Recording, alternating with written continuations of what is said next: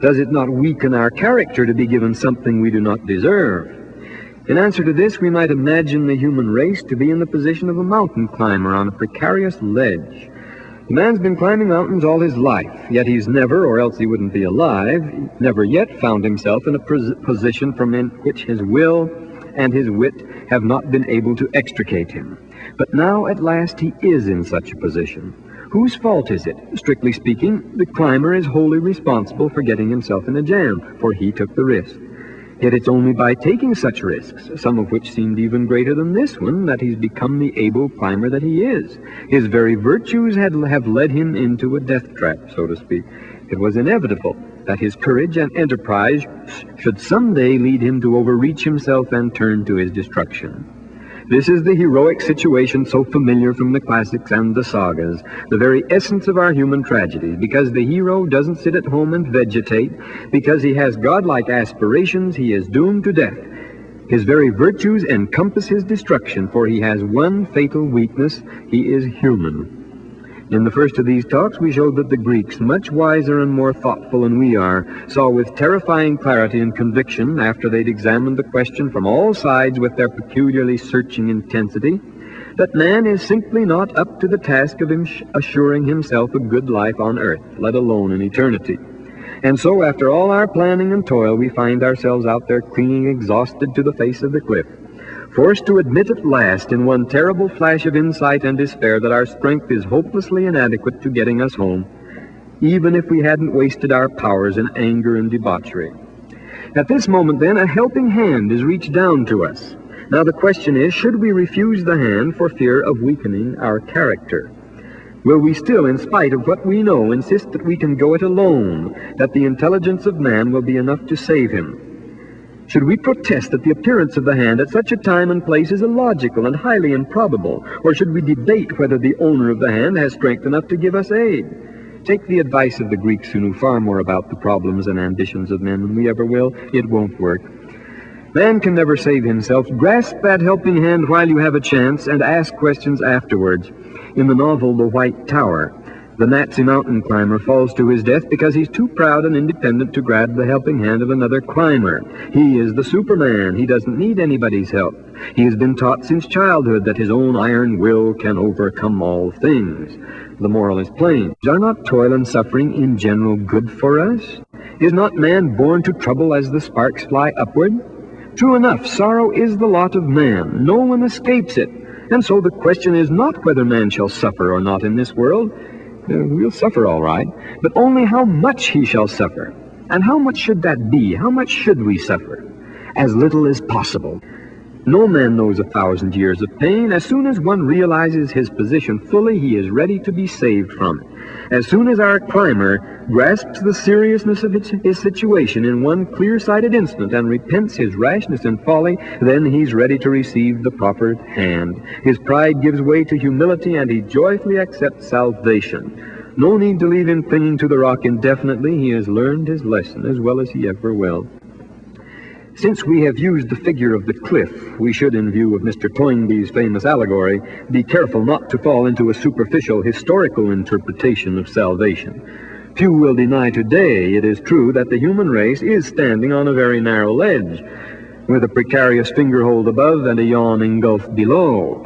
But we're not talking about historical salvation at all. Men take themselves and their historical doings altogether too seriously. Those who turn from the daily paper and the news broadcasts to con the scriptures for signs of the times, revise their charts of prophetic world events, and plot the course of God in history are wasting their time. This is a shabby little showdown here. Read a last month's newspaper if you don't think so. As a matter of fact, the human race is at this moment as near to an earthly paradise as it can ever expect to be.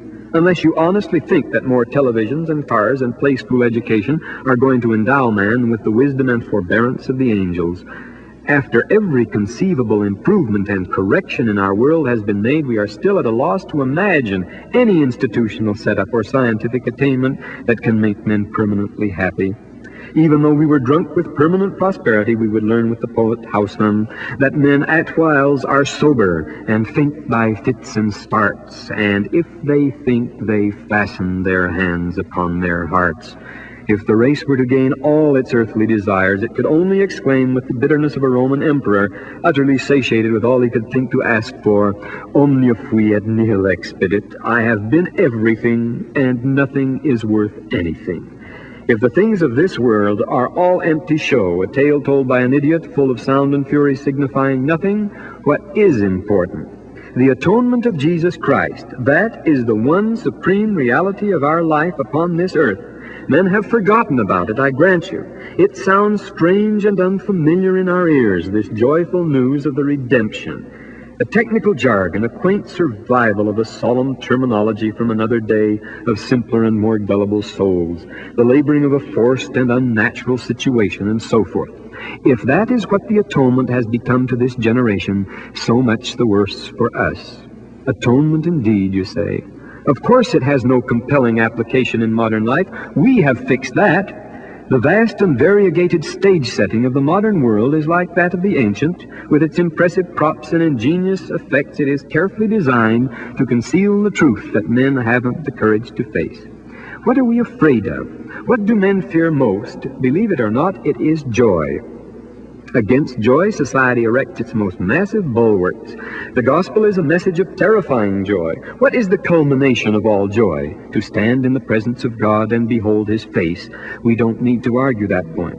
Yet what is the most frightening prospect that mortal man can imagine? Certainly to stand in the presence of God and behold His face. The presence of Jesus was an unbearable torment to wicked men and devils alike. Rather than look upon the face of the Lord, the wicked will beg the rocks and the mountains to cover them. The apostle who cheerfully faced death at the hands of devilish men were sore afraid at the approach of God the Father on the mountain. And when Moses descended from another mountain, the people fell down in deadly fear at the presence of one who had been talking face to face to God. Though Moses himself at an earlier time had begged God not to appear to him, for he was a man of unclean lips. It is not hell that men fear most, but heaven. Plainly, the joy for which man was created is no light and trivial thing. It has more substance to it than all the rest of our existence. We live here, as many a philosopher has noted, in a shadow world of half-lights and unrealities. Everything in our society conspires to dampen and control joy. Our sordid little pleasures are carefully channeled and commercialized. Our pitiful escapes to alcohol and drugs are a plain admission that we will not allow ourselves to have joy in our right senses. Only little children can face up to it. They have no hidden guilt to admonish cautious behavior or make joy appear unseemly. The kingdom of heaven is one of joy, and it is literally true that unless we are as little children, we cannot possibly inherit it. Why do we insist on taking ourselves so seriously? Because we're scared to death of being found out. Men have turned their backs on the atonement of Jesus Christ to make for themselves a world of humbug. To lend dignity and authority to the pretentious fraud, they have invented the solemn business and drudgery of everyday life. To avoid answering questions, we pretend to be very busy. My, how busy!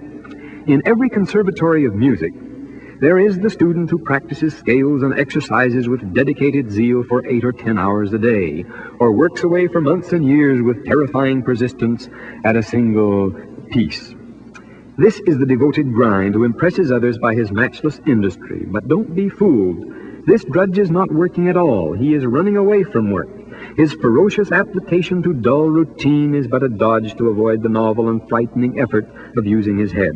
And never, never for all his years of toil does he become a real musician. He usually becomes an executive. In the matter of this poor dupe, the whole majestic world goes about its ostentatious enterprises, the important busy work of everyday life, which includes, alas, nearly all its religious activities as well. And all this expenditure of effort inevitably culminates in the supreme effort of all, the effort of war.